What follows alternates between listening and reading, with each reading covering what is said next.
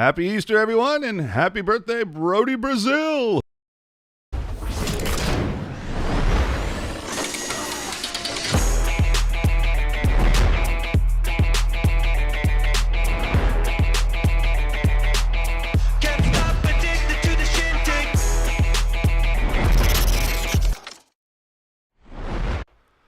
Hey everybody, welcome into the Pucknologists episode 127 here on Teal Town, USA. What's good, everybody? Hope you're having a pleasant Easter. I am AJ_Strong on the social media, and joining me tonight, of course, Rocket Backhander. Hey, how are you? Hey now. And coming us from V-Town, Vaccinationville, Hockey Jerk. Yeah, freshly added to the COVID protocol. Look, I'm so happy to be vaccinated, but if you're going to do it, you should at least get comfortable with feeling like you fell down a flight of stairs. Well, you know how they say, been there, done there, got the T-shirt. Did you get a T-shirt from this? Yeah, no, I didn't get a T-shirt, but I got a cute little card, which I will not be putting on social media. So sorry to disappoint everybody. Did you get a sticker? I didn't get a sticker, but I did get a Band-Aid that was a bitch to pull off. So okay. Well. Nice. Nice. Well, let's see what shirt you are wearing today.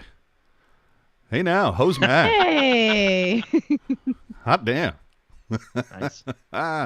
So, now that we've got Jerk's wardrobe out of the way, do us a favor. Make sure to hit that subscribe button while you're here on the YouTube channel. Follow us on our social media, Twitter, Instagram, Facebook. They're all at Tealtown USA. Check us out on Reddit. Don't forget to ask for that Discord link. You have the option to support the show using Super Chat or Venmo at Tealtown USA. We appreciate those. And if you ever want to find a show that you missed previously, you can find it on your favorite podcatcher. Maybe catcher? I don't know. Everything on the YouTube and at tealtownusa.com.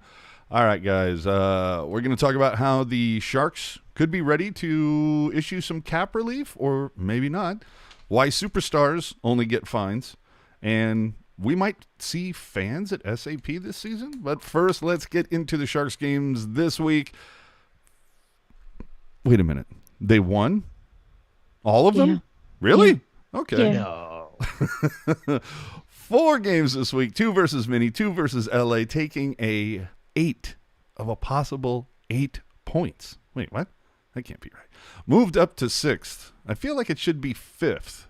Whoever's regulation overtime, how does wins, just straight wins, not, I don't get that. But anyway, 37 games played, 1 point out of a playoff spot. What in the world is going on? And Jerk, remind me, what's going on? Arizona and Anaheim, last time I looked, tied? Is that still the case? What do we got going on?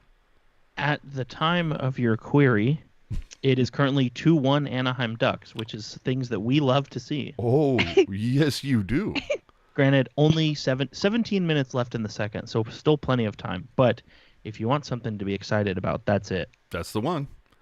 So, with that, let's get into, I suppose, game 1. 4-3 shootout win. Goals coming from Schimmick and a pair from Karlsson. This is also of note the game that VL kind of cemented his spot over Gabriel, I think, in Doug Wilson's 1300th as a GM. And so, look, Schimmick, beautiful tie-up from Donato and Leonard. But Erik Karlsson, took him, 33 games to get 2 goals, and all of a sudden he doubles that total inside of 1 game? Got to enjoy that. You knew you were watching. Dude, I think after he got the second, he looked at the screen and was like, AJ, Hose mad? No? I'm telling you, dude, I really want him to just dust you on the Zoom call. You're like, oh, AJ, nothing to say today? You know what? He still needs to come over and mow your lawn. Hey, now. Yeah. Ooh, hello. All right. I totally felt like the Sharks had a lot more jump in this game. They outshot the Wild 18-7 in the first.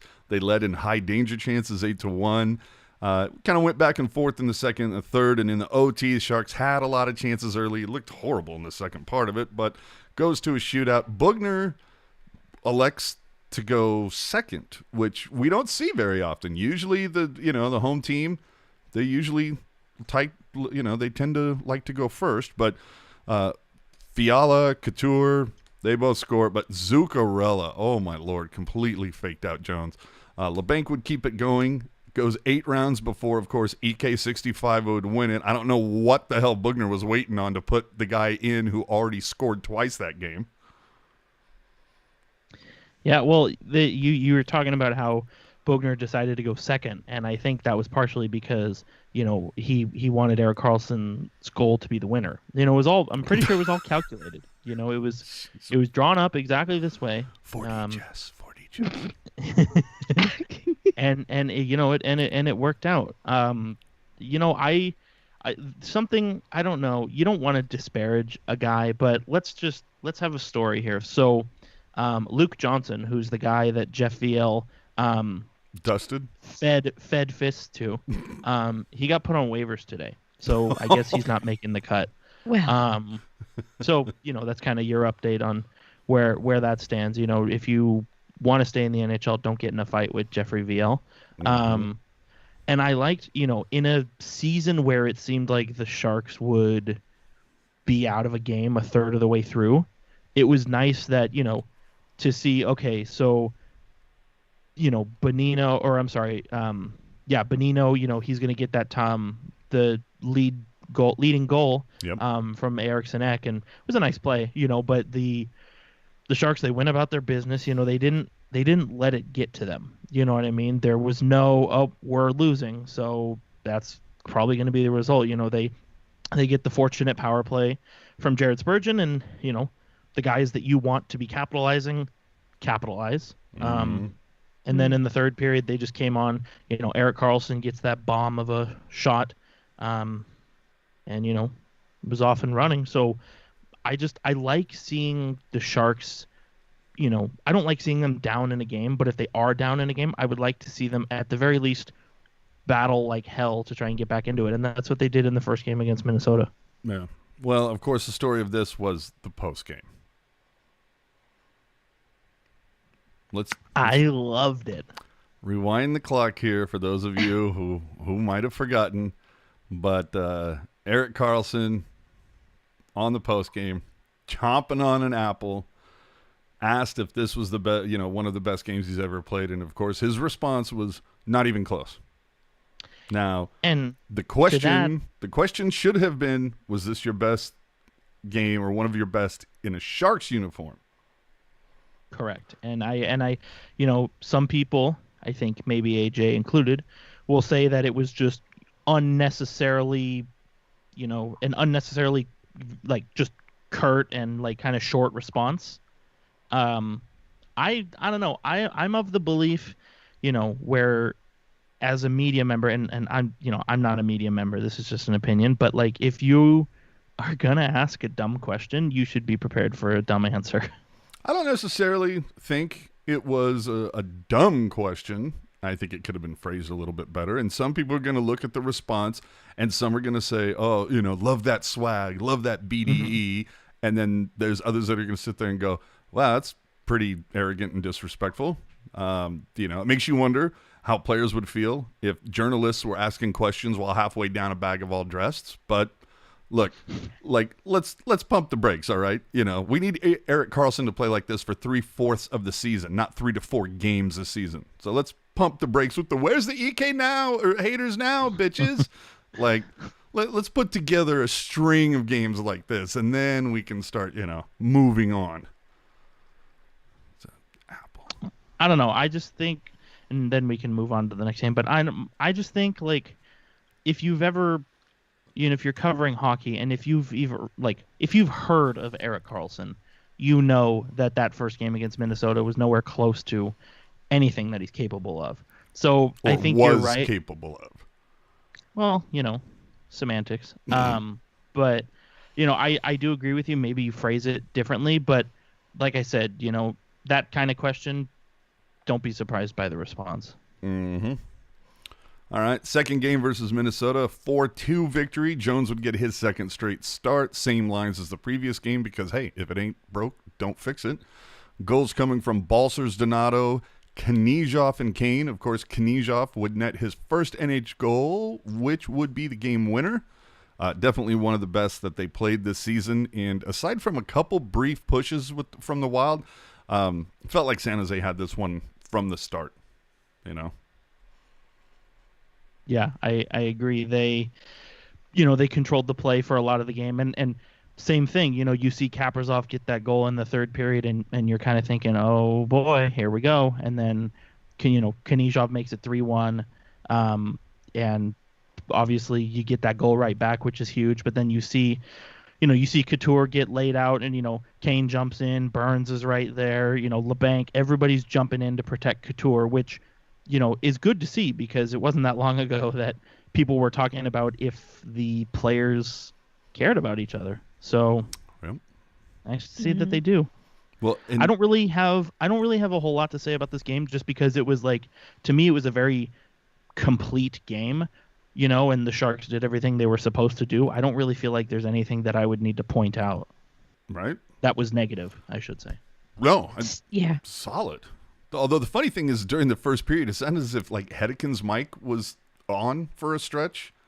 Like he wasn't using the on-off switch, or somebody would, like, when Randy's calling it, you could hear like a little back talk. And then if you remember, this is also the game where, like, at one point during the game, like somebody was like screwing with Snapchat filters or something. Like we had like a stretch of a minute of play where like the game was in sepia or something. Like No, they took Al Martinez's camera. We're just kidding. I want to know where this effort was, though. These two games against Minnesota, like, where the hell was this when you were playing Arizona?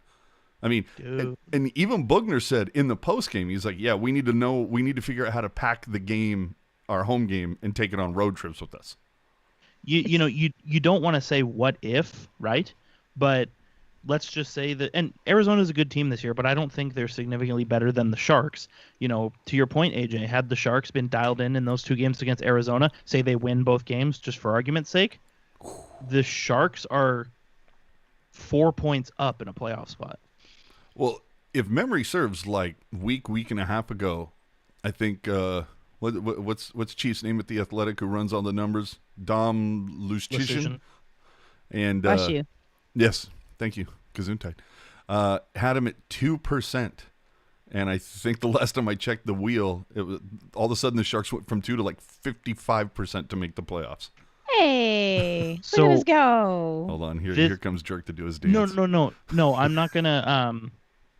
What I'm about to say, it's not meant to be like a you have no faith kind of thing, because you were absolutely bang on when you said this 2 or 3 weeks ago. But just remember when the three of us were talking and it was like, oh, the Sharks are 11 points out of a playoff spot. I don't know how they pull out of this, and then they go on and they pull out of it. Yeah, they say, this is how, dumbass. They didn't so much pull it. You know what a funicular is? It's kind of like a cable car, except it's a set, and they're basically attached to each other so that they pull each other up and down. So what happened was that San Jose was on one end and St. Louis was on the other end. As then St. Louis free falled, it catapulted San Jose upwards. I love that Tom Petty song. Jeez, can we The not? video is pretty good too. I wanted that little skater girl's outfit when I was in school. The pendulum swing is what we're saying. So another thing of note about this, which I thought was kind of cool, Sharks did not take a single penalty in this one. This is notable when you have a team on it that has Evander Kane. I'm just saying. He's known for taking a penalty. Everybody. We move on to 2 versus LA in SoCal. Jones, third straight start. Again, same lineup. And now it's all about the Hurdle, Meyer, Balsers line what is it? Meyer, Balsers, Hurdle line, or what some are referring to as the My Balls Hurt line. I mean, really, when you think about it, whose don't? Yeah. Yeah. So anyway, that line, each gets a goal. Both Hurdle and Balsers have multi-point nights. This is kind of huge because if you remember, Bugner challenged all of them after that entire line went -2 in the first game versus Minnesota. So it was nice to see them respond. Burns would get his 500th assists. Burns and Knyzhov picking up helpers in this one, and then boom, Jones gets a shutout. No, get the fuck out of here. this is gonna sound like a recording, but again, a complete game. Uh-huh. And again, the Sharks, Timo Meier gets that second goal, and had that goal been washed out, how many times have you seen, not just the Sharks, how many times have you seen any teams start feeling dejected by getting a goal washed out, and it's just, you completely fall apart. And, there were a couple penalties that I think maybe the Sharks would want to clean up. I'm thinking, Hurdle holding, Erik Karlsson on the high stick. But again, another complete game. The Sharks, they got out to the lead very early, and they didn't squander it. They got goals from, all over the place. And same thing with the Meier one. Gambrell's goal gets called back, but, no problem at all. Balcers gets another goal. Like you said, AJ, that line has just been hot really the last couple games, and 2 games in a row now where it's just like, yeah, we didn't really have to show up because neither did the other team. Well, go ahead. I know. Okay, so I noticed this really kind of in the LA game is that they had possession of the puck a lot of the time, but even when LA had the puck, they did everything they could in their power to just at least swat it out of their way. So not only did they have possession and control of the puck, but they weren't giving LA any time or opportunity to have the puck long enough to set anything up. So all they did was just bat it away from them and then go play the whole night. It was like it kind of changed the objectivity of the game for them. I think at least that's what it feels like for me. And now that they've gotten these other things that they've been over concentrating on kind of out of the way, it feels like it's opened them up to really take opportunities towards scoring and shutting the other team the hell down, which is nice. Well, and if memory serves, isn't this the game that Burns dished over to Balcers using Balcers' stick? Yeah. For the empty netter? Yeah, which it's impressive because, Burns is obviously right-handed and Balcers is left-handed.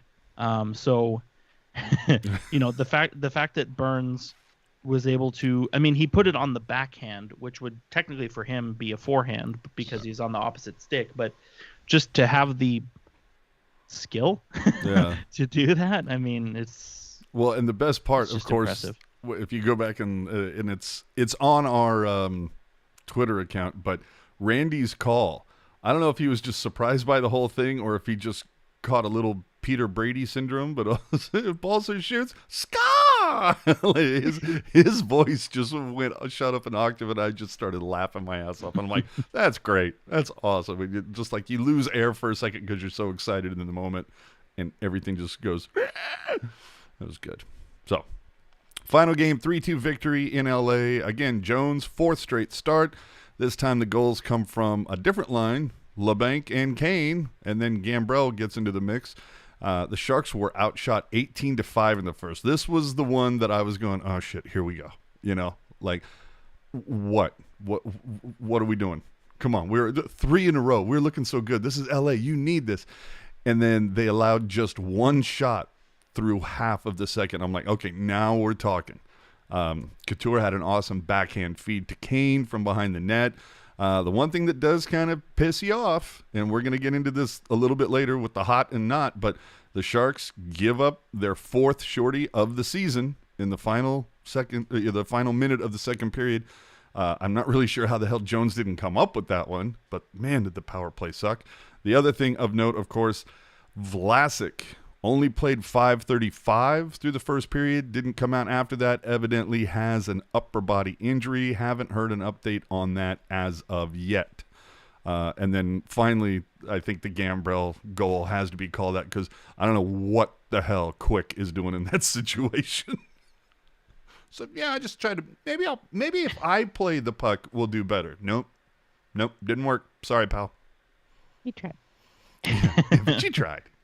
To your point, AJ, this was a bit more sloppy than the previous 3, but the Sharks, they continued, and I sound like a broken record here, but they continued to have that battle back ability, if you will, where they, they're leading and the game gets tied up, or maybe they're trailing as we saw in the Minnesota game, and it's like, nope, no problem, we're going to get one here, just calm down.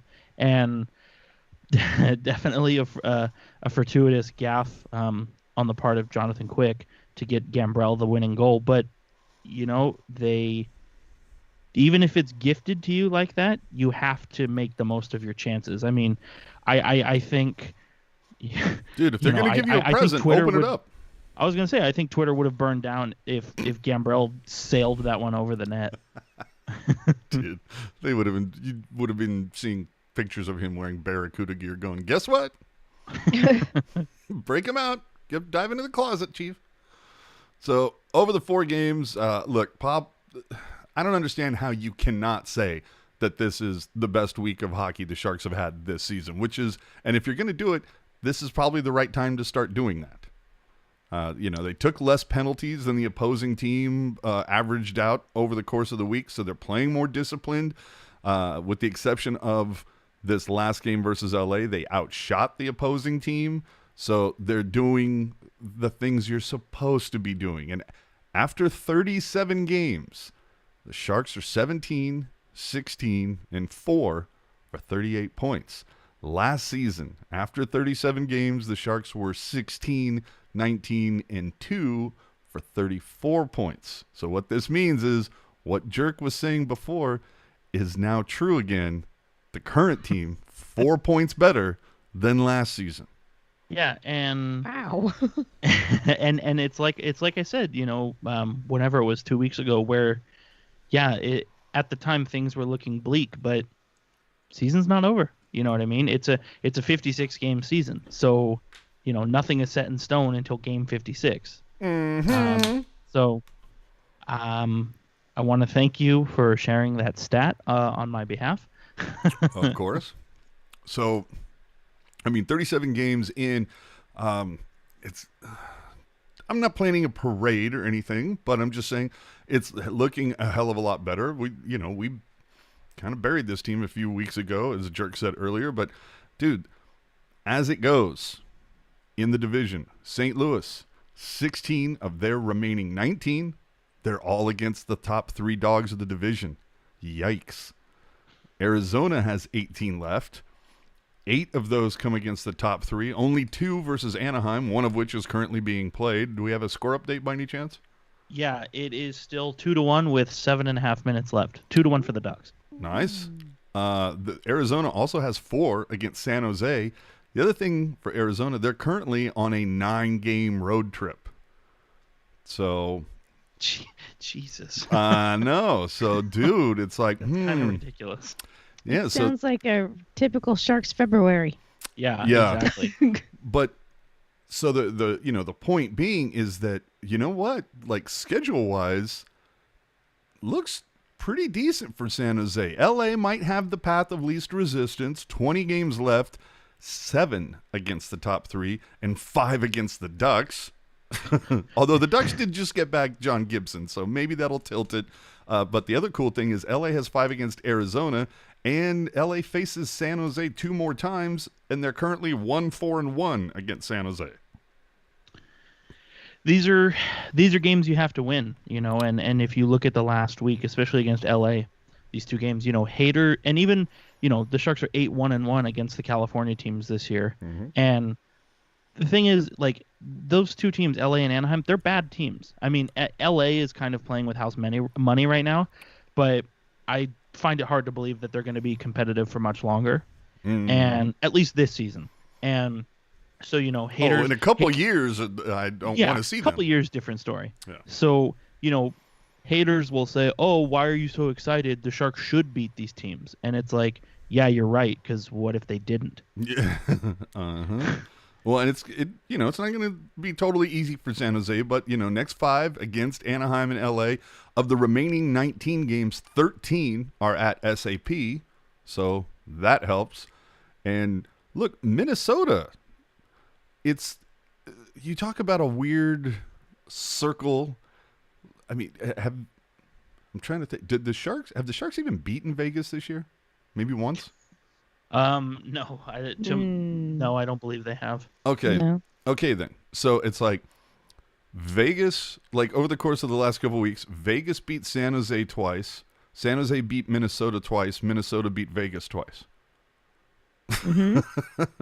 So Minnesota with 20 left have 8 on the road where they've been far worse. So it would be nice if maybe they had some more on the road, but they don't. They only have 3 losses at home. So it's looking good for them to kind of remain where they are if the numbers stay the same. But coming up this week, 1 versus Anaheim, again, currently last in the division, only 3 wins in their last 10, although, like we said, they're currently up 2-1 on Arizona, so that could change. The Ducks are 2-1. Wait a minute, the Ducks are 2-1 against the Sharks this season? That can't possibly be right. Yeah, I think we lost in a shootout. I have the schedule. So we stomped them 6-0. We beat them 3-1. No, the Sharks are 1-2. 3. No, the Sharks are 4-0-1. 4-0-1 against the Ducks. Oh, okay. Well, I don't. And then 4-0-1 against the Ducks. 4-1 against the Kings. Oh, okay. And somehow my numbers did not get updated. Steven! Talk to the intern. And also too against Vegas this year, the Sharks are 0-4-1, and we've got them 3 more times in April. And aren't 2 of them in Vegas? That is correct. Yikes! All right. Following the Ducks, the Sharks again. But wait a minute, back to back against LA. Didn't we just do this? Okay. Anyway, but they've fallen to 7th. Also, only 3 wins in their last 10. Like I said earlier, 4-1 against San Jose. Let's keep that going. But does now this change anything in the front office? You know, the deadline's a week away. And all of a sudden, like, Doug Wilson is going, you know, he's a month removed from going, well, you know, it doesn't look good, and we're going to have to use this as an opportunity to reset and blah, blah, blah. And now it's like, Chief, you're 1 point out of a playoff spot. Perhaps we could get some people in here, do something. We've got a decent amount of cap space to work with. What's going on? I think at this point, you know, the Sharks and Ian said it on After Dark yesterday, where it's like you're playing with house money at this point. Don't change anything. Just keep doing the same thing and kind of let everything happen naturally. But I think, to your point, AJ, if the Sharks are going to bring somebody in, let's just say for argument's sake, if it's a pending UFA, it will be very inexpensive. Like, think Eric Fair for a 7th, something like that. Mm-hmm. Or it's going to be somebody who, okay, maybe you have to pay for them, but they're going to have more years left. So it's not like a rental. It's like a piece that you can use for, let's say, 2 years, 3 years, 4 years. You know what I mean? Could I interest you in a Nikita Gusev? I mean, I like him. Clearly everybody else doesn't. I mean, I think it depends on how far he thinks that they might, you know, they realistically have a shot at going deep in the playoffs, because, I mean, they're going to have to get, I mean, not have it naturally or no, they still need bodies, for lack of a better word. These injuries and et cetera, you just need bodies to fill and throw at things. Well, because if Kane gets injured or suspended, that's it. That's, you know, so we need a Kane 2.0 to take his place. Yeah. Wow, okay. Vaccine on the brain. I totally forgot the point I was going to make. Back to you. Nice. Let's hit one in the chat real quick. Lanical asking, not asking, flat out saying it. Sharks should have claimed Stalock. No. Well, as AJ likes to say, there is no key for the Stalock. Yes, that's true. I mean, Wilson has shown a proclivity for bringing back former players. Yeah, I know words. I think, I don't. I mean, it's something I would have been fine with. Like, you're not bringing back Stalock to be the guy. Like, you're literally, if you were gonna bring back Stalock on the waiver claim, it's literally so that you have a goalie in the net. Yeah. No, it could have been very much like, oh, shit, wait a minute. Yeah, we wanted Stalock. We took the wrong Minnesota guy. Sorry. Yeah. He's a goalie in the academic sense. He skates and he has a pulse. Well, I mean, he owns a helmet. Yeah. And a goalie stick. Dubnyk over his last 3 starts, 885, 800, 865. There's been a lot of talk about some team bringing him in. Why? He's been outplayed by Martin Jones so far. Who? Oh, do we need but- to? Do we put up a banner at SAP because Jones broke 900 for the season on save percentage? No, we're not in Nashville. I don't know. I think okay, yeah. So Dubnyk's stats aren't exactly kind to him, but like look at the you look at the body of work that he's had in the past, and frankly, look at the games that were played in front of him when he was in the net. Like if you're a team, say you're somebody like Colorado or I mean the Islanders, like just a team like this. Like say what you want about the stats, but Dubnyk's an NHL goalie. Like NHL goalies can lock it down when they need to. And again, it's kind of hard to make a save when the team in front of you is not exactly helping you out. Ew. True. Well, but I mean, if we need bodies, say it with me now. Bodker, Goldobin, Hansen. These players are all available right now. No, Hansen's retired. Yeah, I know, but it's, anyway. He's on to, I believe if Rocket, correct me, is he doing radio coverage for the Canucks? Yes, he is. Oh. He's a color guy. Not a color guy. He's an analyst. I'm sorry, and he's actually really good.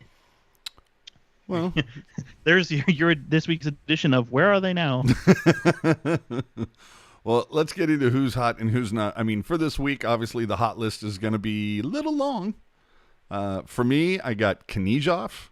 1 goal, 2 assists in his last 3 games, including a game winner, his first NHL goal. Of course, I'm going to hate to say it, but look, Erik Karlsson, 2 goals, 2 assists in his last 6 games. Well, I guess we have to give him credit for 3 apples well, never mind. Make your own joke. Rudy Balcers, 3 goals and 2 assists in the last 2 games. Tomas Hertl, 5 goals, 8 assists in 13 games played since the Rona. Which I want to interrupt you because that's an excellent point that you make and same thing with injuries. We're like, oh, say you break your foot and it's like, okay, yeah, you're back in 6 weeks.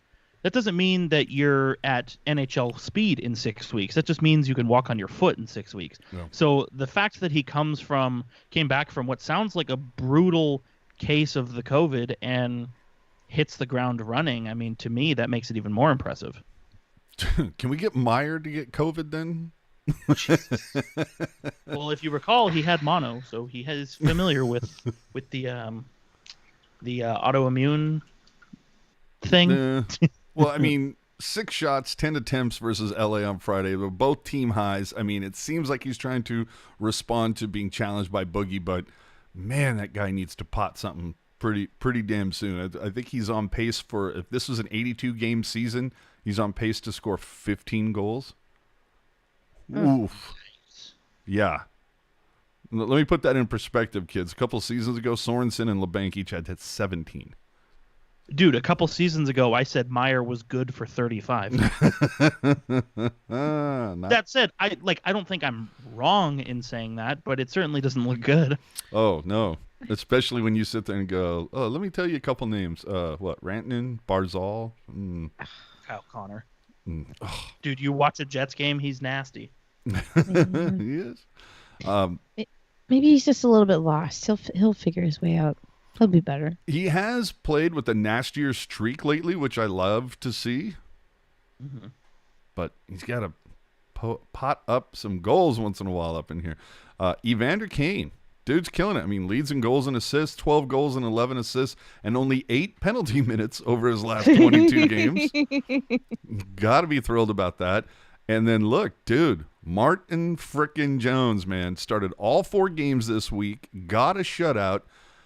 In his last 7 starts, the Chief has thrown up an average of .930. That you would take that all day, every day, if your goalie's going to average .930 for you. I think if I want to slide in on the hot list, I would say the line of John Leonard, Ryan Donato, and Dylan Gambrell. Mm-hmm. The offense, it's come quietly. Donato's got over the last week a goal and 2 assists.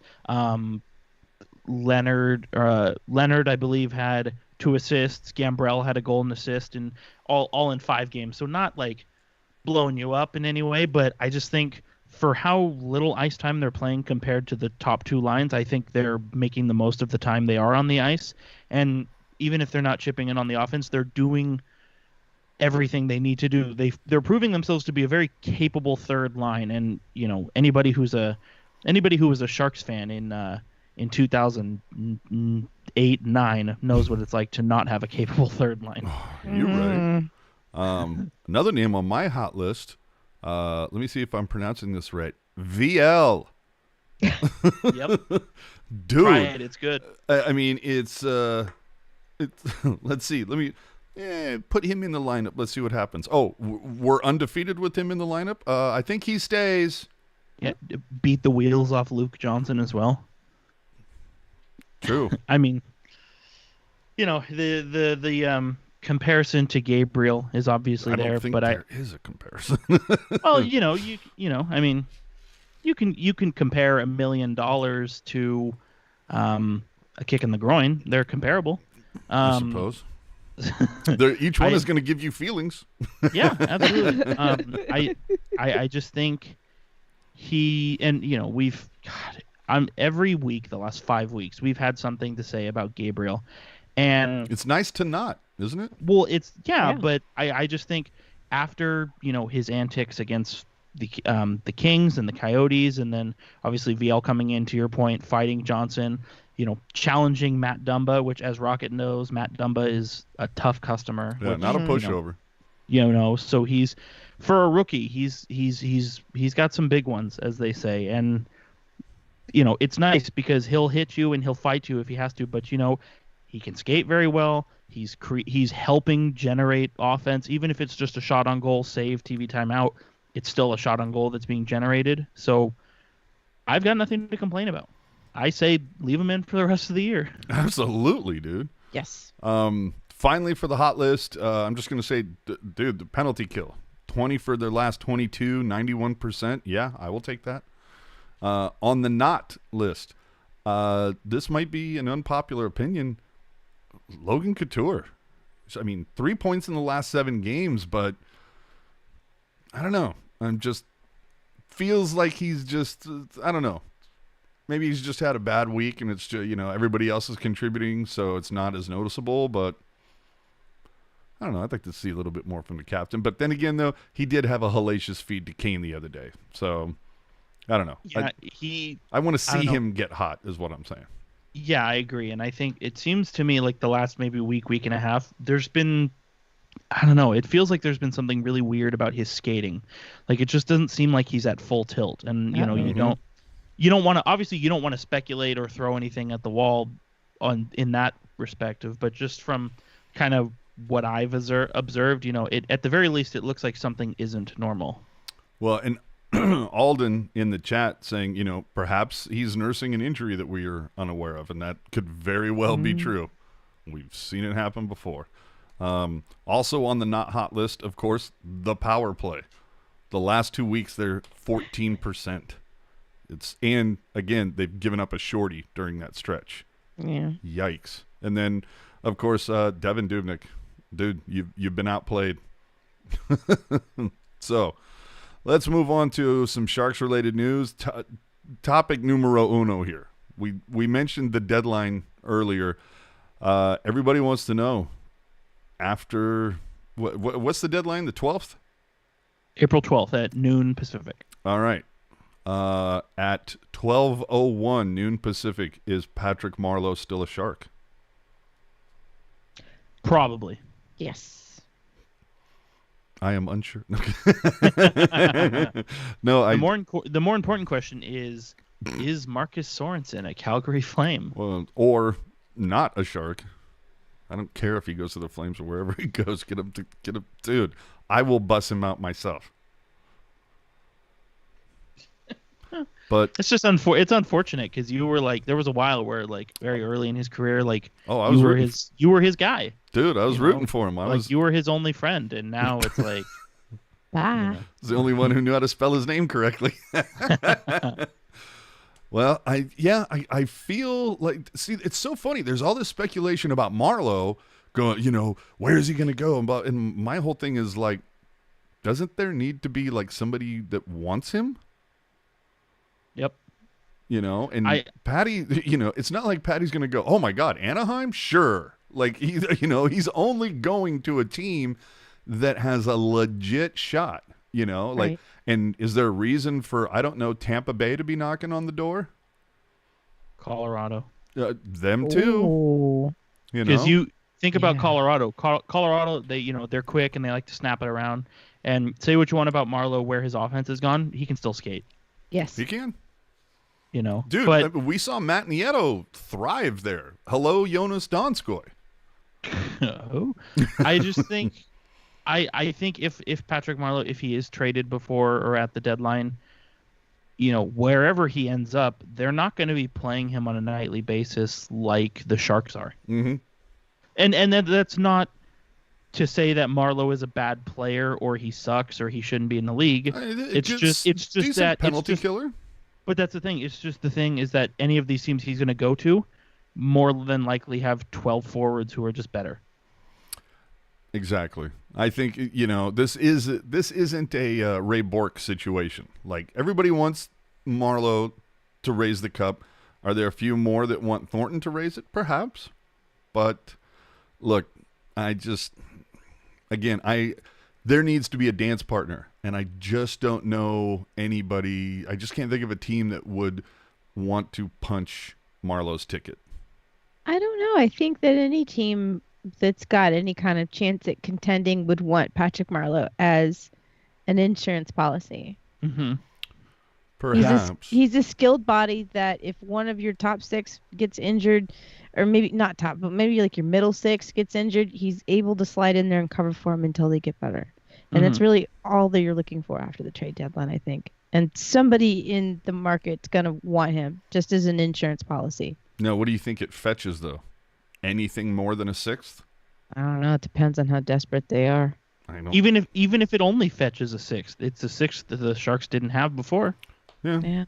True. And as we've seen, the Sharks they find a way to unearth some gems in the later rounds. So who knows? I mean, it's all speculative, but Rocket makes an excellent point where he's not really maybe going to give you anything offensively, but how many times do you hear teams say, well, in a cup run, you want 15 forwards and 9 defensemen. You know what I mean? Mm-hmm. And it's a guy who can step in if you need to be. Like you said, AJ, he's a very competent penalty killer. He can skate and move his feet. And then, Rocket, like you were saying as well, if you absolutely have to put him in an offensive role, maybe he won't score a bunch of goals, but, he's not – he knows, even in his advanced age, he knows how to get the puck to people. Sure. Okay, let me query you this. In the 2021-2022 season, is Marlo still in the NHL? Yes, he's on the Sharks for a 4th tour. Jesus Christ. Doesn't Okay. he have to finish the little whatever record he's trying to break? They That's got on the to get 19th. old. I was gonna say they got to get old boy his record. Yeah. Yeah, but is he on an NHL team next year?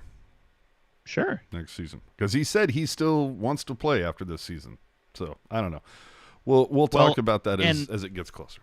And real quick, when flashing it back a little bit, when the Sharks were eliminated by the Edmonton Oilers in 2017, Marlo was asked about his future because he was a free agent to be at the time, and he said, "I feel like I have at least 5 more years in me, and next year would be 5 years from then." So There you go.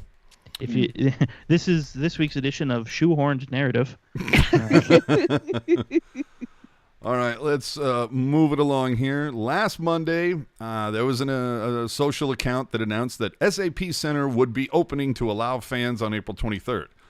Now, we contacted the Sharks that same day, and a spokesperson said, yeah, there's no plan for us to open in place right now.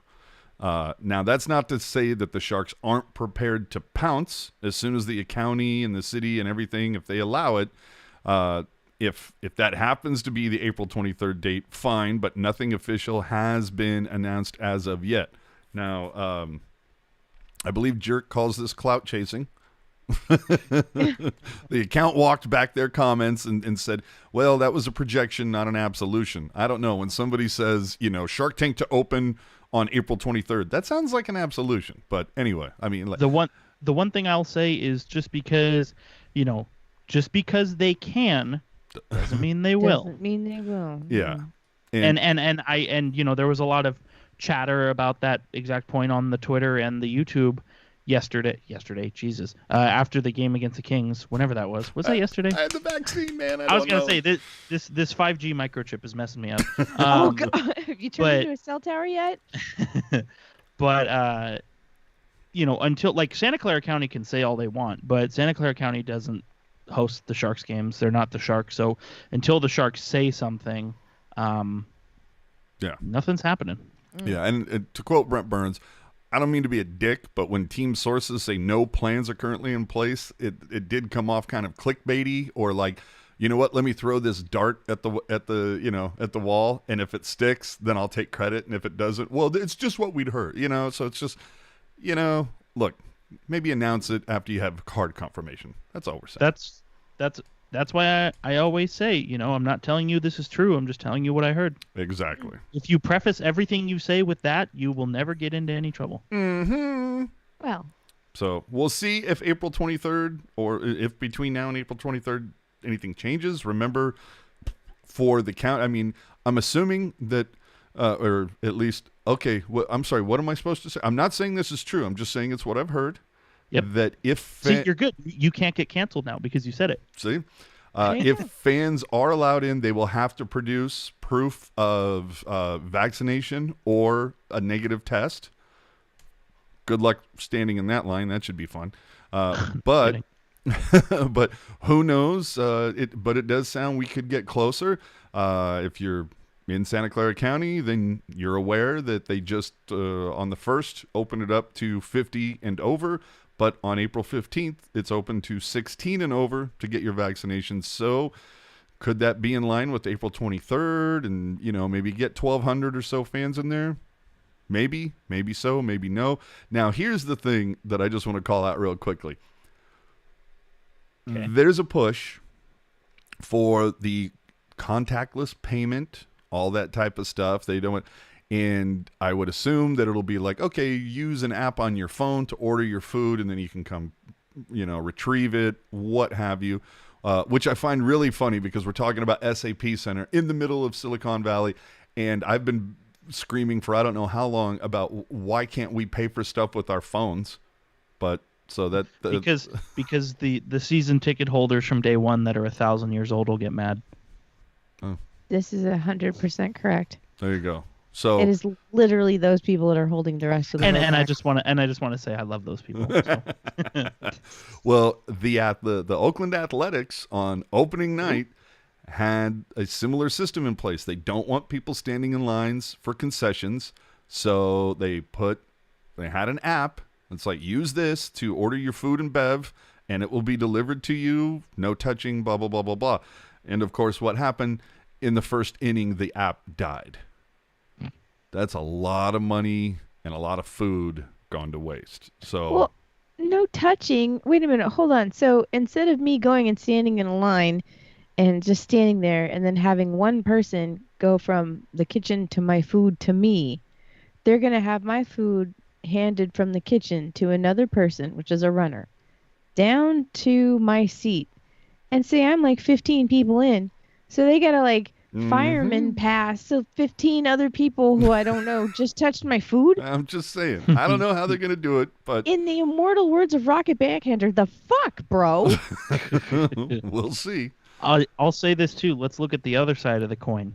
And as a frequent attender of Barracuda games, Rocket knows what I'm talking about. I think it would be kind of nice to go to a Sharks game in a COVID world where there's only maybe 2,500 heads rolling around on the concourse. That'd be fun. Yeah. You will not have to wait to go pee. I'll tell you that. Oh, dude, it'll be like a CUDA game. It'll be fantastic. Yeah, I'd be all right with that. Our buddy Chester Chivo pointing out the Giants have announced that you have to be fully vaccinated or have had a negative COVID test 72 hours prior to the game. If you are in the counterfeit business. Oh, Jesus. Now is your time to shine. Put that I've graphic been waiting design, so long for this day. put that graphic design Bachelor of Arts degree you got from the University of Phoenix to good use and start making yourself some art. Well, now let's also point out too, that's the Giants, so that's San Francisco County, also outdoors. So, could be a little bit different. But anyway, let's move on. The Score has reported that the Sharks are open. They've got an open sign up that says, "Hello, get your cap relief here." Club has what, more than $6 million in cap space? Is it even more than that? 8? If no roster moves are made between now and April 12th, the Sharks will have about 10.7 mil. Holy shit. Well, they can use that to leverage and obtain assets ahead of the deadline. That's what Pierre LeBrun is saying. Why wouldn't you? Oh, dude. I mean, San Jose evidently has told teams that it has cap space for rent. Now, and if Mark Edward Vlasic ends up on the LTIR, let's just say. It could happen. Yeah. Now, so keep an eye on them potentially being a third team in perhaps a complicated cap deal to facilitate trades. They are missing their second rounder from the Erik Karlsson deal this season, so this could be another way for them to recoup a pick. But then again, when this was reported, the Sharks were at that 2% to make the playoffs thing. So, the situation is fluid, is what we're saying. So, I you know what though, kind of like what I said before, even if they find their way in a playoff spot, I think you still stay the course. Stay the course, yeah, and that's the thing. You could, okay, let's say for argument's sake, the Sharks take on some, just $5 million player who is just fumbling around everywhere and they're not really contributing. If you're not planning to make the playoffs, play them. Who cares? And if it expires at the end of the year, even better. Open for business, as you said. And, you're talking about, the Sharks don't have their second round pick. The Golden Knights stepped in to help the Pittsburgh Penguins out with some salary when they traded for Derek Brassard a couple years ago. And the Golden Knights, for their trouble of retaining salary, they received a draft pick. I don't know what round, but they got something nice for it. And like I said, all they had to do was retain salary. So Chester Chivo in the chat. Ian just turned the podcast off when he heard the word playoffs. Yeah, the Golden Knights in that deal of helping retain salary for Brassard, the Golden Knights, they got Ryan Reeves, who, say what you want about the player, but he's a player that they use and they love having, and a fourth round pick, which, as I said before, it's a fourth round pick you didn't have before. Now, this coming in on the chat from Deuces Shoeless. Are you guys going to speak on Wilson inquiring about Palmieri? I haven't heard anything about this. Is it anybody else? No. The Devils are... Well, here, hold on. Let me just grab my phone. I'll text Wilson real fast, see if he wants to comment. Devils are a terrible organization. The Devils are holding Palmieri out of the lineup for precautionary reasons. Basically, they don't want him to get injured before he gets traded. But I just don't see Doug Wilson getting involved just based on what the expected ask is. He's a 25-goal scorer on a very friendly contract. It's just not something I think the Sharks should even get involved with. This is not staying the course. Yeah, exactly. Plus, aside from that as well, I don't know. I feel like the talk around the town, if you will, is that he's going to end up on the Islanders. So, might not even be worth getting into. Well, Deuce is saying it was just reported on NHL Network. So, we'll have to take a peek into that. And look, if it's going to happen, it's going to happen over the next week. So, we'll have something to talk about next, on show 128. Laurel wanting to know, quick question. Did I miss you guys talking about the Canucks and their players that are sick, which is like all of them? What are they going to have to do, if anything at all, to finish the season? I mean, are they even like close sniffing the playoffs at this point? No, they're not. And I think so. Write it off. You're out by point percentage anyway. Just how many players do they have in protocol right now? Like 17? It's 18 players 18 players and 3 staff members, and that doesn't include players from their taxi squad. And as Kevin Lacey pointed out on Twitter yesterday, their AHL team hasn't played since March 10th. There's something going on in Vancouver. No kidding, dude. But I mean, look, the Canucks are 6 points out of a playoff spot, and they've played 3 more games than the team ahead of them. Yeah, they were running out of points, or running out of games to pick up points anyway. So if for some reason they have to shut it down for the whole season, they're not making the playoffs anyway, so it doesn't really matter. No. Fair. All right, let's move along. Oh, around the NHL. Okay, we're gonna have some fun now. The Sabres have won a game, ladies and gentlemen. Now, if you're gonna snap it against anybody, of course it's gonna be the Flyers. But still, the Sabres have won a game. We thought we'd just throw that up there. Okay, look, this is what I wanted to talk about. Look, sometimes people make mistakes. It happens. Now, does it happen on a national broadcast? Sometimes, yeah. And do I mean, there's a whole reason why Southwest put together a whole, want to get away. People have these moments. I don't know who's running the graphics this week, but, dude, those are some impressive numbers. I'm not going to lie. Holby days between shits. Oh. Yeah. I mean, I'm just going to assume they meant shifts. That's almost 3 weeks in February. He needs to see a doctor. Yeah. Back one out, buddy, soon. I think somebody may have photoshopped it. I think it's supposed to be starts. Oh. Well, either way. Oh, then it's a solid photo. Impressive. Yeah, regardless. Yeah, exactly. Totally impressive. But the stuff I wanted to get into, of course, is Wednesday night. The Avs and Yotes posted 6 goals in 3 minutes or something ridiculous, including a hat trick by, okay, let me see if I can pronounce this, Jonas Donskoy. Who? But Jonas gets a hattie. But the big thing here that we all need to talk about, MacKinnon and Garland. Ladies and gentlemen, are you kidding? MacKinnon and Garland. I mean, MacKinnon's just ragdolling Garland. They're going at it. Then Chief rips off his helmet and throws it at his face. Right in his head. Okay? Throws it at Chief's face. And what did superstar Nathan MacKinnon get for his efforts? A $5,000 fine. Using equipment as a weapon, $5,000. Fantastic. Let's move on. Connor McDavid throws an elbow on oh man, say it, man. Kotkaniemi. God, I hate that guy's name. But I mean, let's just dive into this. Look, dude, Chief has it. He's skinny. And look, McDavid makes the beeline. And dude's already made the pass. Connor's like, yep, don't care. Boom.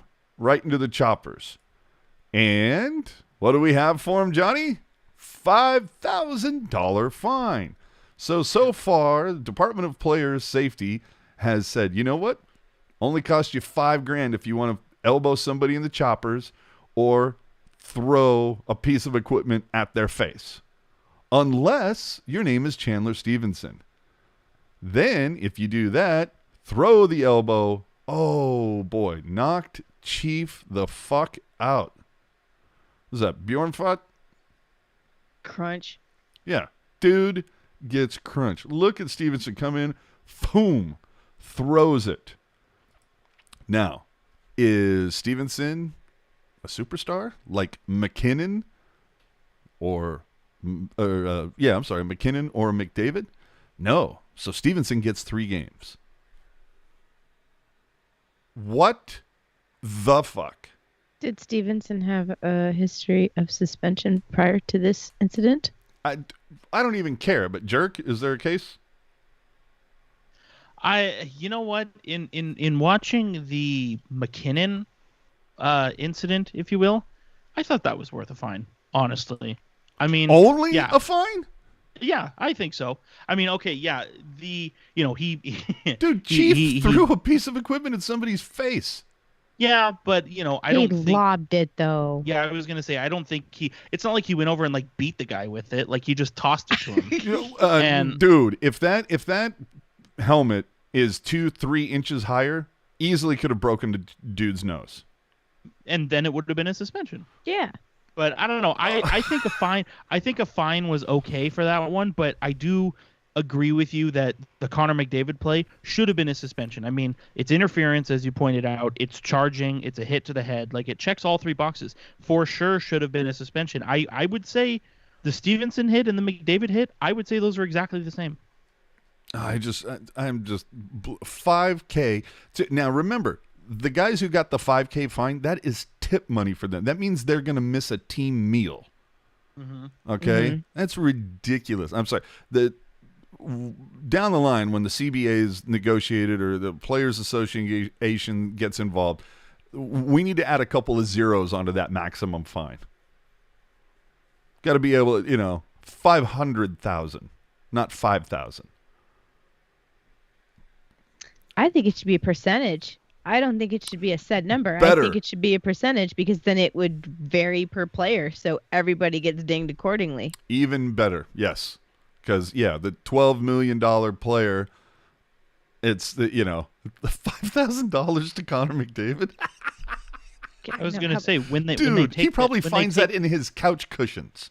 I was going to say when they take that out of his paycheck, like I don't think he'll notice. Yeah, right? They'll just be like, "Oh, somebody paid the dry cleaning bill." Yeah.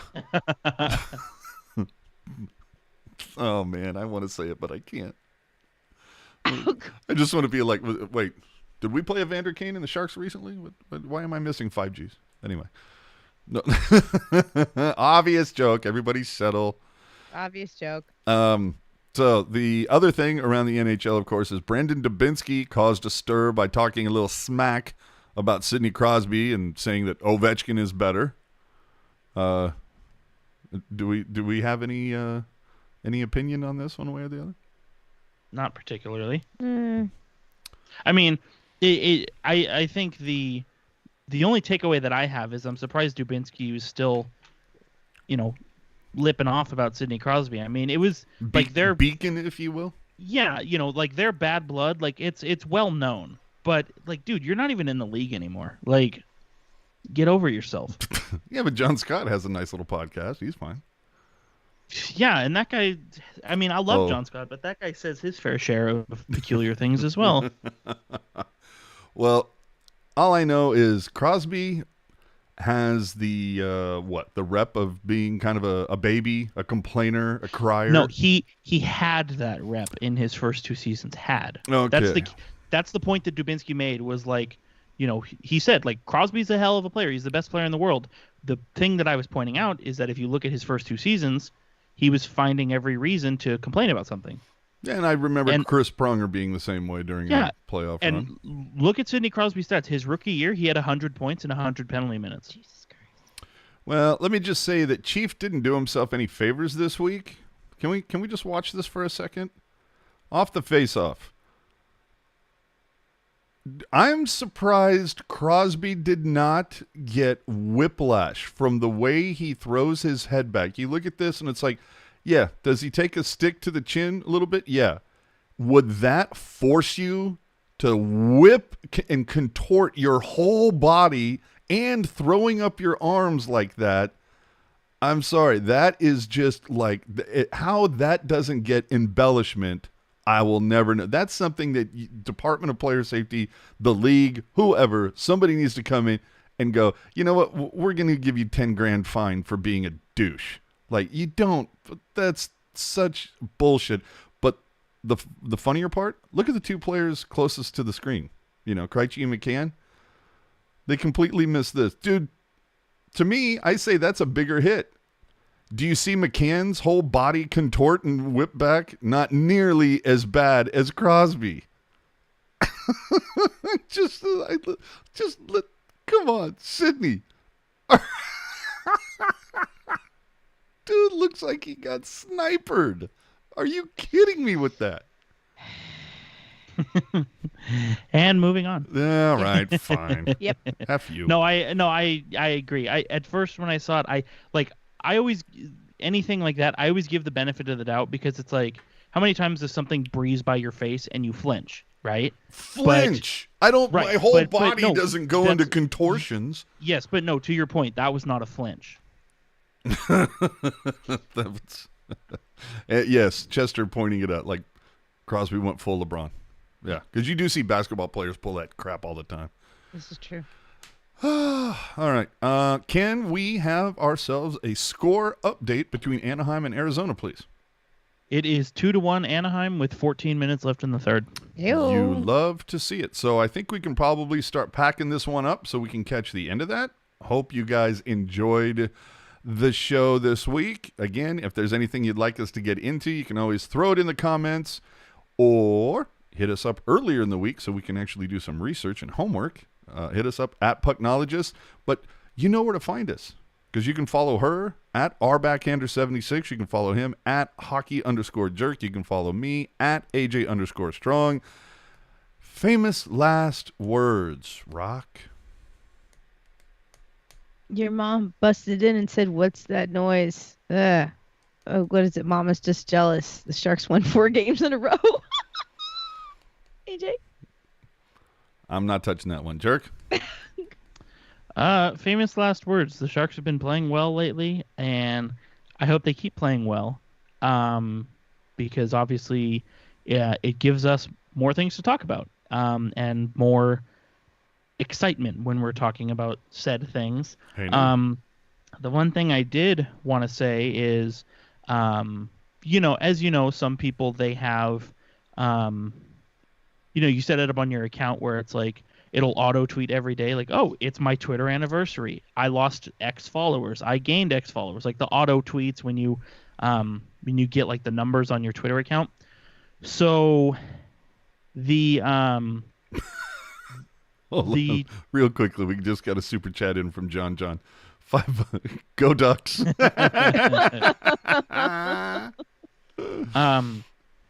So the Twitterversary tweet popped up for the Twitter account DieHardShark510.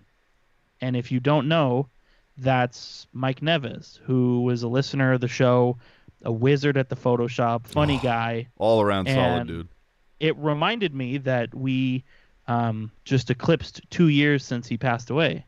He was obviously a big fan of the show. We all enjoyed talking to him and having him around. So I know he had a girlfriend, and his parents obviously it was a big loss for all of them. So we're thinking about him, and we miss you, Mike. Yeah, dude was solid. I mean, you mentioned the photoshopping, but the sense of humor was just as warped as mine. So yeah, definitely missed that dude.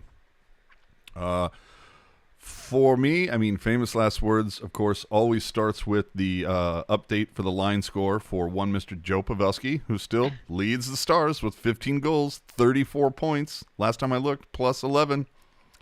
Not bad for a washed-up has-been. I was going to say, imagine if he was still good. Yeah. Wow. God, that would be that'd be huge, wouldn't it?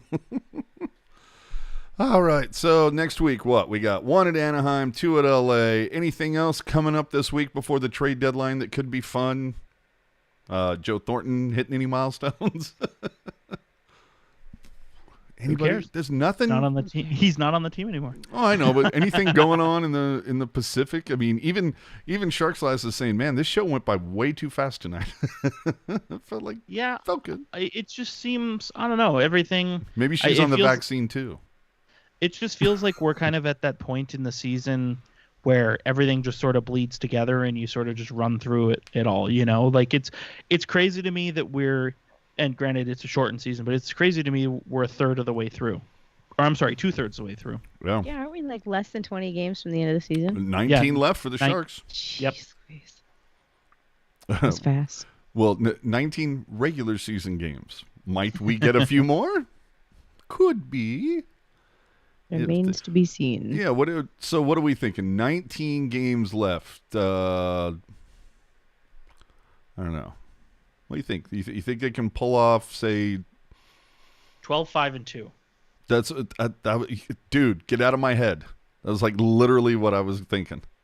I don't know that they can do that. I'm going to say 10-7-2. I mean, if you look at the... Because you get the 3 versus Vegas, and they've lost all, they can't get a win against them, and you've got those 4 against Colorado at the end. Now, by the time that those 4 happen, will Colorado have much to play for at that time? We'll see. Yeah, that's what I was gonna say. Is you've got you got 3 more in this month, 3 more against Anaheim, 2 more against LA, but then you got 3 against Vegas, 3 against Minnesota, 1 against Colorado, and 2 against Arizona, who are they're still sniffing around. So, all right, yeah. I'm gonna be optimistic here. Oh shit, she's like fucking 17-1-1. No, 16-2-1. Wow. Yeah. So who did the 2 losses come to? I think LA. No, I thought she was going to say Anaheim. There's 3 losses there. I think one of them's in Colorado and 2 of them's to Vegas. Yeah, I could see that. Yeah. I mean, that's the thing. These games, especially Vegas, Colorado, Minnesota, like you want to win those games anyway. Yeah. Oh, yeah. But you're not going to catch those 3 teams in the standings. So if you have to win in overtime, do it. Mm-hmm. You're not catching them anyway. It makes no difference if they get at the charity point. God. Yep.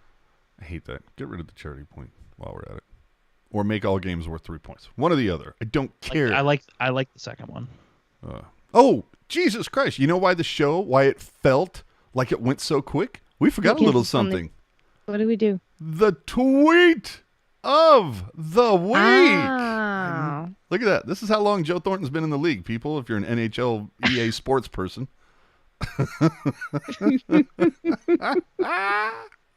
love this. What a solid tweet, man. Are you kidding me with that? That's great. Now, our comment from Facebook, not nearly as funny, probably about as funny as this is about as silly as this comment is. Oh, dear. Here we go. I'm going to have some things to say, as I'm sure you all are. Here we go. I would hate to go watch a game with some of you people. You talk so much shit, but call yourself fans? The fuck out of here. Bet we would have won a cup by now if our fan base was a bit more supportive. One little thing happens and you asshats talk so much shit it's ridiculous. I bet you shit talkers have never even picked up a puck or even a ball, damn armchair refs. How about instead of bringing our team down, you bring them up? If you can't do that, leave. Now, first off, of course, my favorite, I always love it when a fan tells other fans how to fan. That's my favorite. But right. my best part about this is bet we would have won a cup by now if our fan base was more supportive. Let me just say this. For I think 3-4 years, nobody sold more merch aside from the Chicago Bulls than the San Jose Sharks. The San Jose, for, 2 decades, San Jose had the reputation of being the loudest building in the NHL. So that being said, where's our cups? If that's all it takes. And just to be a douche, I've played hockey before, and you don't pick the puck up when you play hockey. That's true. And I have refereed, so I'm not an armchair ref. So. Oh, either way, I just got a kick out of that, and it's just like, again, my favorite thing is first off, just stay off Sharks fan Facebook. It's bad. It's like, unless you just want to go down the rabbit hole of silliness and just uneducated hot takery, just then go ahead to your heart's delight. But if you want to take a tour through the red flag factory. Or my favorite, of course, coming this week, and I guess this will be the final thing. Now the show's feeling about like it's starting to drag. Again, Matt Damon, tell our affiliates we're running late. I don't know how many people I saw post, after the games against Minnesota, and I don't understand. Again, get your head out of your ass and like do a little homework. Everybody sees some girl doing pre and post game on Friday night, and oh, what happened to Brody? Oh, Brody left. Brody left. Brody's not on the show anymore. What? And then the next night, girl is hosting. There's, oh my God, it's true. Oh, this is awesome. Some people, oh, great. Brody sucked anyway, or blah, blah, blah. Or other people going, oh, I'm going to miss Brody, blah, blah, blah. And it's like, oh, Jesus, fuck people. Pull your heads out. This has happened before. He does the Sharks and the A's. Sometimes those two things conflict, and so he has to do one over the other. This is not the first time this has ever occurred. But my favorite part are the people that think like this is permanent. And I'm like, and the other thing, and it's like, what did Brody do? What did he do that hurt you? Tell us where he touched you. Like, what's your problem with Brody? Show us on the little shark doll. Yeah, like literally one of the nicest guys.